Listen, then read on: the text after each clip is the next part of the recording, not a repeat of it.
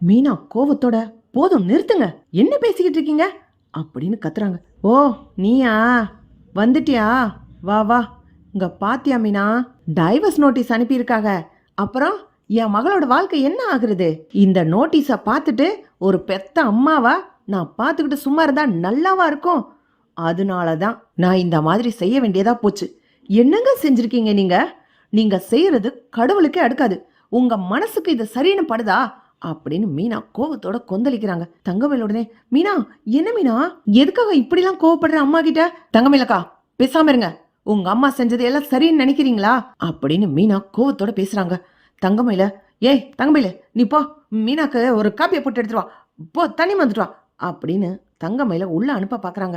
மீனா உடனே, எனக்கு எதுவும் வேணாம், நான் இங்க தண்ணி குடிக்கிறதுக்காக காஃபி குடிக்கிறதுக்காக இங்க வரல. தங்கமயிலக்கா, இங்க நடக்கிற எந்த விஷயமும் சரியில்லை, இதெல்லாம் உங்களுக்கு தெரிஞ்சு நடக்குதா தெரியாம நடக்குதா அப்படின்னு மீனா கோவத்தோட கேக்குறாங்க.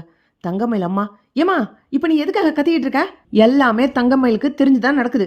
தங்கமயிலோட வாழ்க்கையை காப்பாத்துறதுக்காக தான் எல்லா விஷயமும் நடந்துகிட்டு இருக்கு. தங்கமயிலு, மீனா என்ன பேசினாலும் சரி, அதெல்லாம் நீ எதுவும் கண்டுக்காத. உன் அம்மா உன் வாழ்க்கையை காப்பாத்துறதுக்காக நான் தான் பாடுபட்டு இருக்கேன். நீ நம்ம வீட்டுல தானே உட்காந்து அழுதுகிட்டு இருக்க. இங்க பாரு மீனா, நீ என் மகளுக்கு ஆதரவா இருக்கிற. நேத்து கூட நீ வந்து பாத்தியேன்னு ஒரு நல்ல எண்ணத்துல தான் உன் பேரை கம்ப்ளைண்ட்ல சேர்க்காம விட்டுருக்கேன். இல்லன்னு வை, நீயும் நேரம் ஸ்டேஷன்ல தான் இருந்திருப்ப அப்படின்னு தங்கமயிலோட அம்மா கத்துறாங்க. அந்த நேரம் பார்த்து கான்ஸ்டபிள் வந்து தங்கமயில கூப்பிடுறதுக்கு வந்துடுறாங்க. தங்கமயில, வா வா வா வா போலாம், நீ ஒன்றும் மீனா கிட்ட பேசிட்டு இருக்க வேணாம், அப்புறமே பேசிக்கலாம் அப்படின்னு தங்கமயில அனுப்பி வச்சுறாங்க. இங்க பாரு மீனா, இதுக்கு மேல பிரச்சனை பெருசாக்காத, என் மகளோட வாழ்க்கையை நான் பாத்துக்கிறேன். அவங்க எல்லாரும் ஸ்டேஷனுக்குள்ள கிடந்தாதான் என் பிள்ளையோட அருமை என்னன்னு அவங்களுக்கு தெரியும். அப்பதான் தங்கமயில வந்து கூட்டிகிட்டு போவாங்க. சரவணனோட தங்கமயில வாழ வச்சே ஆவேன் அப்படின்னு தங்கமயிலோட அம்மா கத்துறாங்க. மீனாவுக்கு இருக்க ஆத்திரம் வருது.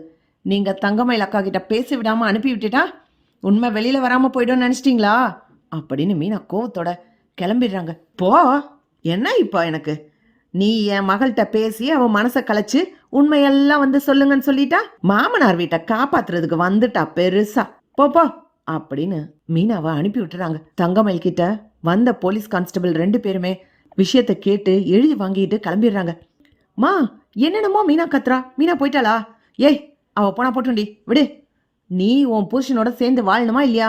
உன் மாமனார் வீட்டுக்கு போகணுமா இல்லையா? அம்மா சொல்றத கேளு, அமைதியா இரு. நான் மறுபடியும் ஸ்டேஷனுக்கு போயிட்டு அப்புறம் வரேன். நீ வீட்லயே இரு, யாரு வந்து கூப்பிட்டாலும் வெளியில வந்துடக்கூடாது, சரியா அப்படின்னு தங்கமயில் அம்மா தங்கமயில ஒளிச்சு வீட்டுக்குள்ளே வச்சுட்டு ஸ்டேஷனுக்கு வந்துடுறாங்க. மீனா வேகமா போலீஸ் ஸ்டேஷனுக்கு வர்றாங்க. அதுக்குள்ள முத்துவேலும் சக்திவேலும் அவங்களால முடிஞ்ச அளவுக்கு இன்ஸ்பெக்டர் மேடம் கிட்ட பேசிக்கிட்டு இருக்காங்க. இந்த பாக்கியமும் மாணிக்கமும் அவ்வளவு நல்லவங்க எல்லாம் கிடையாது. அவங்க வசதியானவங்களும் இல்ல.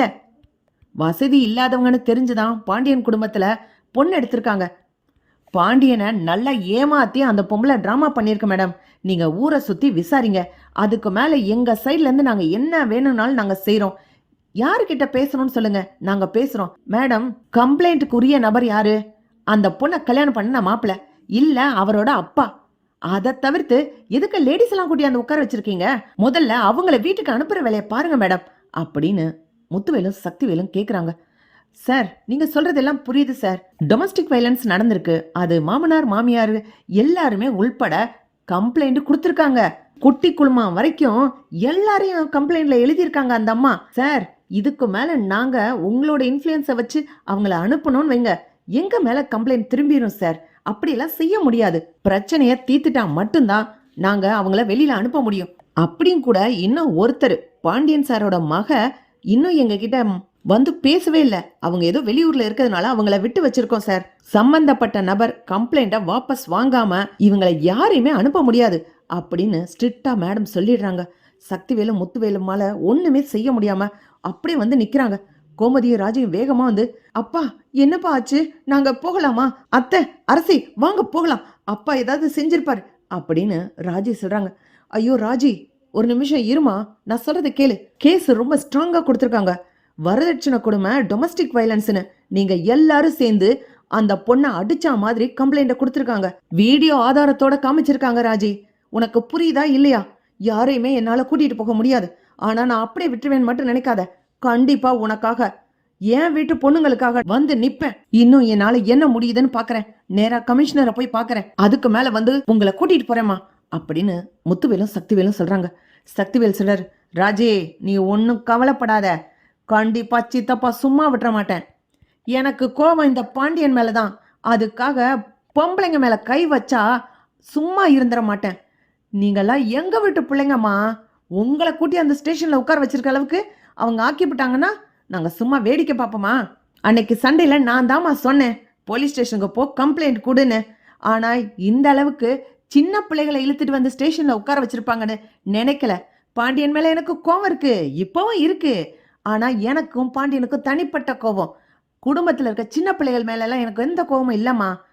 ராஜி தைரியமா இரு, நீ ஒன்றும் பயப்படாத, நாங்க வர்றோம் அப்படின்னு சக்திவேலும் சொல்றாரு. பார்த்தா மீனா வேகமா ஸ்டேஷனுக்குள்ள கோவத்தோட உள்ள வராங்க. செந்தில் உடனே மீனா மீனா அப்படின்னு கூப்பிடுறாரு. கோமதி மீனாவை பார்த்த உடனே அழுக ஆரம்பிக்கிறாங்க. அத்தை அழுகாதீங்க அத்தை, எதுக்கு அழுகுறீங்க? ஸ்டேஷனுக்கு வந்தா எதுக்கும் அழுகணுமா? ராஜி நீ எதுக்கு அழுகுற? நீ போலீஸ் எக்ஸாம் எழுதியிருக்க, ஒரு போலீஸ் ஆகணும்னு ஆசைப்பட்டு இருக்க பொண்ணு போலீஸ் ஸ்டேஷனுக்கு வந்த உடனே அழுக ஆரம்பிச்சிருவியா? சாதாரண பொண்ணுங்க மாதிரி நீ அழுகலாமா ராஜி அப்படின்னு மீனா கேட்குறாங்க. ராஜி அப்படியே அமைதியாயிடுறாங்க. அத்தையே பயத்தில் அழுகுறாங்க. நீ எதுக்கு ராஜி அழுகுற?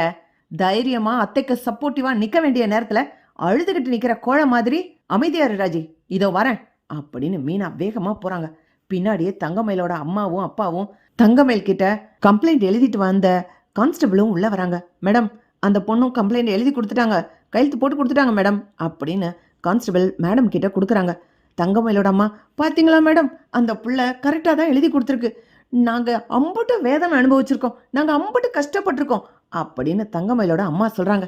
மீனா உடனே, மேடம் நான் உள்ள வரலாமா அப்படின்னு மீனா உள்ள வராங்க. நீங்க யாருங்க, நீங்க எதுக்காக இங்க பேசணும்? மேடம் இந்த கேஸை பத்திய விஷயத்துல தான் நான் பேசணும். வெளியில நிக்கிறது என்னோட மாமனார் மாமியார், என் ஹஸ்பண்டு, என் குடும்பம் மேடம். அவங்களோட இந்த பிரச்சனைக்காகத்தான் மேடம் நான் உங்களை பார்த்து பேசணும் அப்படின்னு மீனா உள்ள வராங்க.